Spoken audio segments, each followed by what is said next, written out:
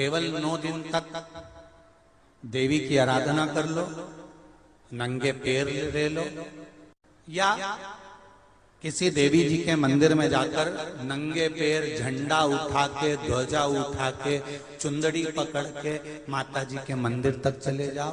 क्या केवल नवरात्रि का मतलब यही है? या फिर कहीं गरबा हो रहा हो तो गरबे में चले जाओ? क्या नवरात्रि का मतलब केवल यही है? या घर में जोत लगा लो, नवरात्रि का मतलब यही है? अगर नवरात्रि का मतलब जानना है तो आपके मन में एक विचार आना चाहिए कि ये नवरात्रि केवल घट स्थापना के लिए नहीं होती है, ये नवरात्रि हमारे भीतर एक नारी के सम्मान के लिए प्रकट होती है कि नारी का सम्मान कैसे। शिव मंदिर में जाइए, पहले दिन 9 फूल कमल के हों, जो मिल जाए, परंतु एक जैसे फूल होना चाहिए। ये नहीं कि आज तुमने गुलाब का चढ़ाया, कल कमल का चढ़ा दिया, परसों गेंदा का चढ़ा दिया, नरसों चमेली का चढ़ा दिया, फिर रात रानी का चढ़ा दिया। ऐसे फूल ना चढ़ाए, एक जैसे फूल 9 दिवस तक।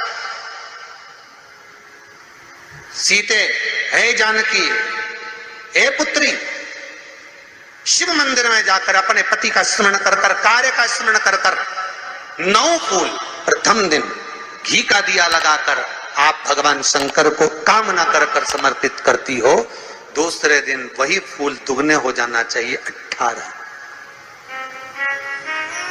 तीसरे दिन फिर 9 जोड़ लो। किसी भी स्थान पर,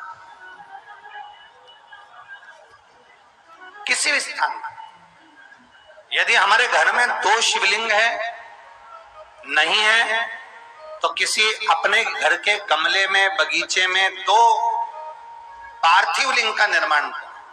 2 पार्थिव लिंग, उसमें एक शिव जी का स्मरण करें और एक में माता पार्वती जी का स्मरण। देवादिदेव महादेव के 2 स्वरूप, 2 लिंग प्रकट कर कर, एक पर 9 पुष्प लाल और एक पर श्वेत पुष्प 5 समर्पित करें। बाबा की आराधना करें, घी का दीप लगाएं, पूजन करें और बाद में उन शिवलिंग को, उन पुष्पों को विसर्जन करें। किसी भी नदी में, तालाब में, बावड़ी में, अगर वहां नहीं विसर्जन कर सकते हैं तो किसी वृक्ष के नीचे उनका विसर्जन कर। और ये नवरात्रे, ये जो गुप्त नवरात्रे हैं, इस माघ महीने में जो गुप्त नवरात्रि आती है, इसी के अंतर्गत इसका पूजन है। एक बार हमने पहले वर्णन किया था, जिसके यहाँ संतान नहीं होती उसके लिए भी पहले श्रृंगी ऋषि ने नवरात्रि का बड़ा वर्णन किया। नवरात्रि के लिए कहते हैं कि नवरात्रि के अंतर्गत 9 लाल फूल और 5 श्वेत पुष्प, ये दोनों। लोग कहते हैं कुत्रे में हम देवी की आराधना करें, पत्र में हम भगवान की आराधना करें, पर शिव महापुराण की कथा कर रही है, भगवान शंकर का चरित्र कथा है। अगर आपने देवी भागवत का स्मरण किया हो या भगवान शिव की एक पवित्र आनंदमय कथा स्कंद पुराण के काशी खंड में अगर सुनी हो या उसमें भी नहीं पढ़ पाए हो तो श्रृंगी ऋषि के चरित्र में आता है। श्रृंगी बाबा ने वर्णन किया है कि किसी भी स्थान पर, किसी भी स्थान पर यदि हमारे घर में 2 शिवलिंग है, नहीं है, तो किसी अपने घर के गमले में, बगीचे में 2 पार्थिव लिंग का निर्माण करें। 2 पार्थिव लिंग, उसमें एक शिव जी का स्मरण करें और एक में माता पार्वती जी का स्मरण।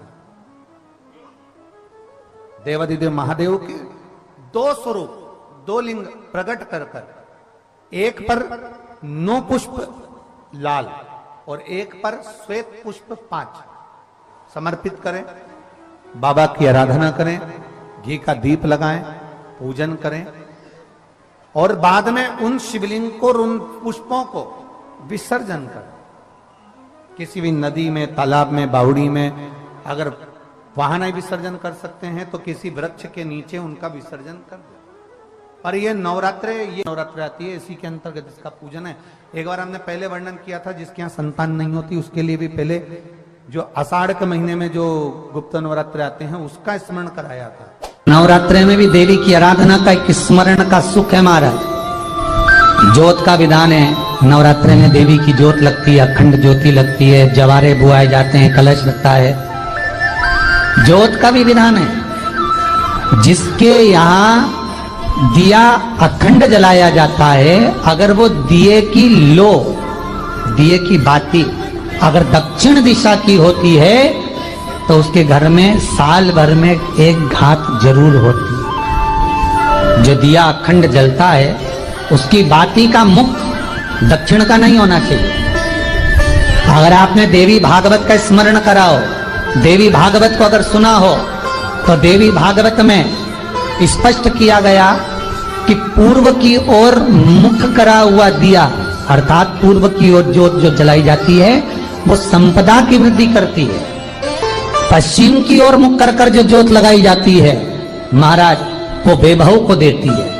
और उत्तर की ओर जो मुख कर ज्योत जलाई जाती है, उत्तर की ओर जो ज्योत का मुख रहता है वो आयु की वृद्धि करती है, घर में अकाल मौत को रोकती है। दक्षिण की ओर ज्योत ना लगाएं। अगर आपको लगाना है पूरब की लगाएं, पश्चिम की लगाएं या उत्तर की लगाएं। और जितने दिन महारानी जगदम्बा जगतधात्री दुर्गा भवन चैत्र नवरात्रे में, शरदीय नवरात्रे में, आषाढ़ी नवरात्रे में, आदिकादिक पौष नवरात्रे में हम जगत जननी जगदम्बा की जब स्थापना करते हैं, या हम नूतन घर का प्रवेश करते हैं, या गणेश जी की स्थापना करते हैं, या कोई दुकान को प्रवेश करते हैं, या कोई शुभ कार्य करने के लिए अग्रण्य होते हैं, तो हम कलश की स्थापना क्यों करते? कलश के अंदर आखिर ऐसा क्या विराजमान है कि 33 कोटि देवता उस कलश के अंदर आकर बैठ जाते हैं? आप कोई यज्ञ करने जा रहे हो, आप कोई पोथी पुराण करने जा रहे हो, आप कोई अच्छा कार्य करने जा रहे हो, तो ब्राह्मण देवता कह देते कलश की स्थापना होगी, कलश की शोभा यात्रा निकलेगी, कलश यात्रा निकलेगी, कलश विराजमान होगा।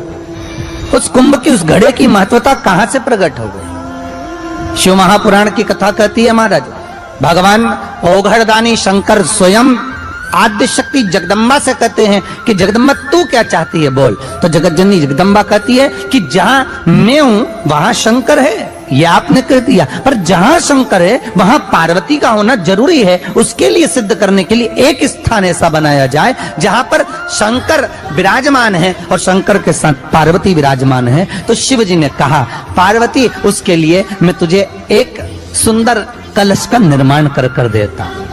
अष्टमी के दिन कन्याओं का भोजन कराओ या नवमी के दिन कन्याओं का भोजन कराओ। पर देवी भागवत तो कहती है, देवी भागवत तो वर्णन करती है कि पहले नवरात्रे से लेकर नौमी तिथि तक जितने दिन देवी के होते हैं, प्रत्येक दिन में आप किसी भी दिन कन्याओं का भोजन करा सकते हो, पहली रात्रि से लेकर, पहला दिन से लेकर। पर 9वें दिन तो सवेरे पूजन करके, यज्ञ करके, अनुष्ठान करके देवी को विसर्जन कर दिया। फिर नवरात्रि पूर्ण कैसे हुई? नवरात्रि की पूर्णता होती है अमावस्या की रात से गिनी जाती है। कौन से दिन से गिनते हैं?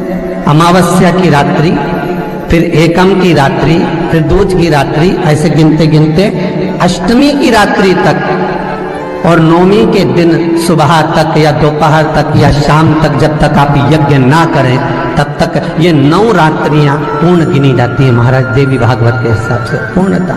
अब हमने कन्या भोजन का जो क्रम बनाया, अष्टमी के दिन करा देंगे, नौमी के दिन करा देंगे, इस तिथि को करा देंगे, पर भाव देखिए, शास्त्र कहता है भूखे को भोजन जब कराइए जब उसको भूख लगी हो, और ऐसों को कराइए जिसको जरूरत पड़ रही है।